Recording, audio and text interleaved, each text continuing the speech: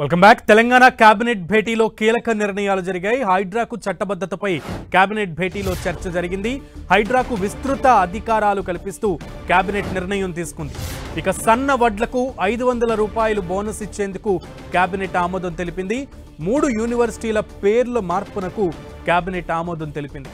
కోటి మహిళా కాలేజీని చాకలి ఐలమ్మ కాలేజీగా మార్పు చేస్తూ నిర్ణయం తీసుకుంది. తెలుగు యూనివర్సిటీకి సురవరం ప్రతాప్ రెడ్డి పేరు, అలాగే హ్యాండ్లూమ్ టెక్నాలజీ ఇన్స్టిట్యూట్కు కొండా లక్ష్మణ్ బాపూజీ పేరు ఖరారు చేసినట్లుగా తెలుస్తోంది.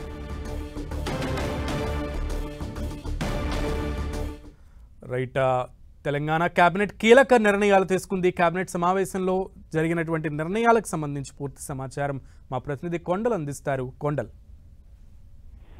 దాదాపు గంటన్నరకు పైగా కేబినెట్ సమావేశం జరిగింది. సీఎం రేవంత్ రెడ్డి అధ్యక్షతన జరిగిన ఈ సమావేశం ముగిసింది. ఈ సమావేశంలో అనేక కీలక నిర్ణయాలపైన చర్చ జరిగింది. కొన్నిటిపైన కీలక నిర్ణయాలు కూడా తీసుకున్న పరిస్థితి ఉంది. ప్రధానంగా హైడ్రాకు సంబంధించిన వ్యవహారం ఉన్నది ఇప్పుడు రాష్ట్ర వ్యాప్తంగా ఒక హాట్ టాపిక్ గా ఉన్న అంశంగా ఉంది.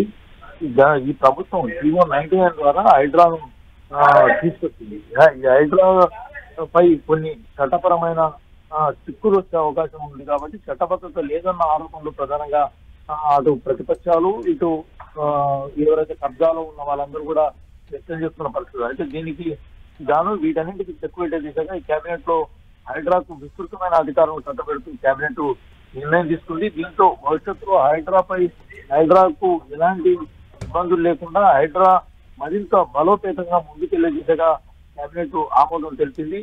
దీంతో పాటు పలు కీలక నిర్ణయాలను కూడా తీసుకుంది. గతంలో 3 యూనివర్సిటీలు, ప్రధానంగా Telugu university, women's college, textile institute of handloom and technology, ఈ 3ంటికి పేర్లు మారుస్తూ కూడా ఈ కేబినెట్ ఆమోదం తెలిపింది. కోటి ఉమెన్స్ కాలేజ్ కి చాకలి ఐలమ్మ పేరు, తెలుగు యూనివర్సిటీ సురవరం ప్రతాప్ రెడ్డి పేరు, కొండా లక్ష్మణ్ ఇన్స్టిట్యూట్ ఆఫ్ హ్యాండ్లూమ్ టెక్నాలజీకి 3 నిర్ణయాలు తీసుకుంది. మరోవైపు వరద నష్టానికి సంబంధించి కూడా ఈ కేబినెట్ లో చర్చ జరిగింది. దాదాపు 1000 కోట్ల నష్టం వాటిల్ ఉన్నట్టుగా అధికారికంగా వస్తున్న సమాచారం ఉంది. అయితే వీటిపైన కేంద్రం ఇప్పటి వరకు కూడా తక్షణ సాయం అన్నది ఇవ్వలేదు. గతంలోనే తక్షణ సాయం చేయాలని కూడా రాష్ట్ర ప్రభుత్వం కోరింది. అయినప్పటికీ కూడా కేంద్రం దానిపైన ఇప్పటి వరకు ఎలాంటి స్పందన లేదు. కాబట్టి మరోసారి కేబినెట్ కేంద్రం తక్షణ సాయంగా సహకారం అందించాలని చెప్పి కేబినెట్ కోరబోతుంది. మరోవైపు రేషన్ కార్డులకు సంబంధించి కూడా అక్టోబర్ 2 నుంచి రేషన్ కార్డులకు దరఖాస్తు స్వీకరించాలన్న దానిపైన కూడా కేబినెట్ లో చర్చించి ఒక నిర్ణయానికి అయితే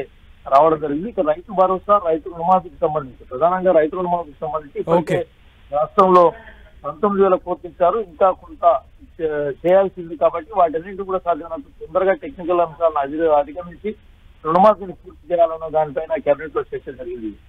ఓకే కొండల్.